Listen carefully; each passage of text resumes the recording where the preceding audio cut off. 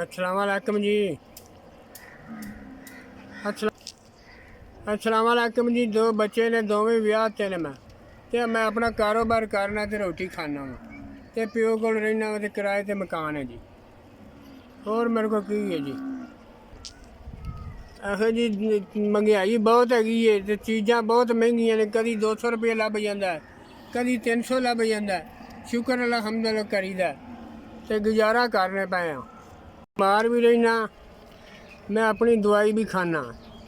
ਇਹਦੇ ਵਿੱਚ ਜਿਹੜਾ ਕੋਈ ਲੱਭਦਾ ਹੈ ਉਹ ਹੀ ਲੈ ਕੇ ਖਾ ਲੈਂਦਾ ਰੋਟੀ ਪਾਣੀ। ਬਸ ਜਿਹੜਾ ਕੁਛ 200 400 ਲੱਭਦਾ ਉਹ ਹੀ ਕੰਮ ਕਰਨਾ ਆਪਣਾ। ਹੋਰ ਮੈਂ ਕੀ ਕਰਨਾ, ਮਾੜਾ ਗਰੀਬ ਬੁੱਢਾ ਹੋ ਗਿਆ। ਹਾਂ ਜੀ 4000 ਰੁਪਈਆ ਦਿੱਤਾ, ਜਿੰਨੇ ਵੀ ਦਿੱਤਾ ਅੱਲਾ ਉਹਦਾ ਭਲਾ ਕਰੇ। ਅੱਲਾ ਉਹਨੂੰ ਮਦੀਨੇ ਦਾ ਹੱਜ ਕਰਾਵੇ, ਉਹਦੇ ਅੱਲਾ ਬੱਚਿਆਂ ਦੀ ਵੀ ਖੈਰ ਕਰੇ, ਅੱਲਾ ਉਹਨੂੰ ਉਹਦਾ ਕਾਰੋਬਾਰ ਵੀ ਚਲਾਵੇ, ਉਹਨੂੰ ਅੱਲਾ ਸਭ ਕੁਛ ਦੇਵੇ ਰੱਬ। ਆਮੀਨ ਕਰਨੀ ਚਾਹੀਦੀ ਹੈ।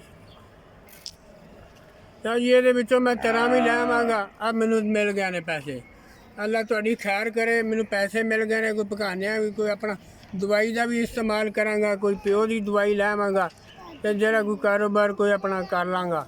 ਅੱਲਾ ਤੁਹਾਡਾ ਭਲਾ ਕਰੇ, ਅੱਲਾ ਤੁਹਾਨੂੰ ਮਦੀਨੇ ਦਾ ਹੱਜ ਕਰਾਏ। ਮੈਂ ਅੱਲਾ ਤੁਹਾਡਾ ਭਲਾ ਕਰੇ। ਤੁਹਾਨੂੰ ਮੈਂ ਦੁਆਵਾਂ ਦਿੰਦਾ ਰਹਾਂਗਾ ਜਿੰਨਾ ਚਿਰ ਮੇਰਾ ਸਾਈਕਲ ਚੱਲਦਾ ਰਹੇਗਾ। ਜਿੰਨਾ ਚਿਰ ਮੇਰੀ ਜ਼ਿੰਦਗੀ ਉਹਨਾਂ ਚਿਰ ਮੈਂ ਦੁਆਵਾਂ ਹੀ ਦਿੰਦਾ ਰਹਾਂਗਾ, ਦੁਆਵਾਂ ਹੀ ਦਿੰਦਾ ਰਹਾਂਗਾ ਵੀ ਅੱਲਾ ਉਹਨਾਂ ਦਾ ਭਲਾ ਕਰੇ। ਬੜੇ ਚੰਗੇ ਲੋਕ ਨੇ, ਬੜੇ ਚੰਗੇ ਲੋਕ ਨੇ, ਅੱਛੇ ਲੋਕ ਨੇ। ਅੱਲਾ ਇਹਨਾਂ ਮਦੀਨੇ ਦਾ ਹੱਜ ਕਰਾਵੇ ਵੀ। ਬਹੁਤ ਚੰਗੇ ਲੋਕ ਨੇ। ਮੈਂ ਕਰਮ ਕਰੇ ਇਹਨਾਂ 'ਤੇ, ਫਜ਼ਲ ਕਰੇ ਅੱਲਾ ਦੀ। ਲਓ